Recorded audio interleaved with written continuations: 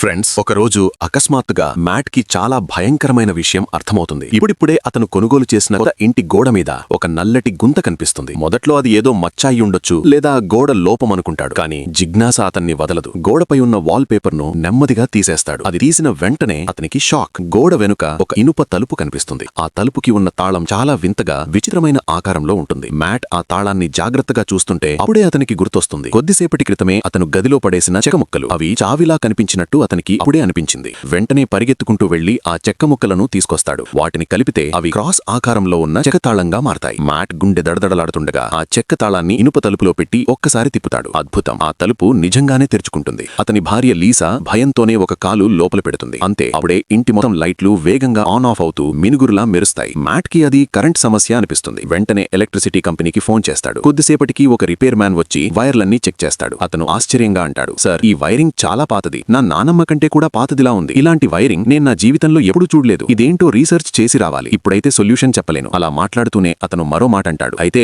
మీరు ఈ ఇంటికి కొత్త ఓనరా? నాకైతే ఇది ఖాళీ ఇల్లు అనిపించింది. అప్పుడే మ్యాట్ కి ఏదో తేడాగా అనిపిస్తుంది. వెంటనే అడుగుతాడు, అలా ఎందుకంటున్నారు? రిపేర్ మ్యాన్ నెమ్మదిగా చెబుతాడు, ఈ ఇంటి గత యజమానులను ఇక్కడే బేరహమీగా హత్య చేశారు. హంతకుడు ఇప్పటి వరకు దొరకలేదు. మీకెవ్వరూ చెప్పలేదా? కొద్దిసేపు ఆగి మ్యాట్ వైపు చూసి అంటాడు, నేను మీ స్థానంలో ఉంటే ఈ ఇంటిని తాకేవాణ్ణి కాదు సార్. ఖర్చెంతవుతుందో తర్వాత చెప్తాను. మీకు శుభాకాంక్షలు. అతను వెళ్లిపోతాడు. మ్యాట్ అక్కడే నిల్చొనిపోతాడు. అతనికి ఒక్కటే అర్థమవుతుంది, తనకు తెలియకుండానే అతను ఒక భయంకరమైన హత్య రహస్యంతో ఉన్న ఇంటిని కొనుక్కుంటాడు.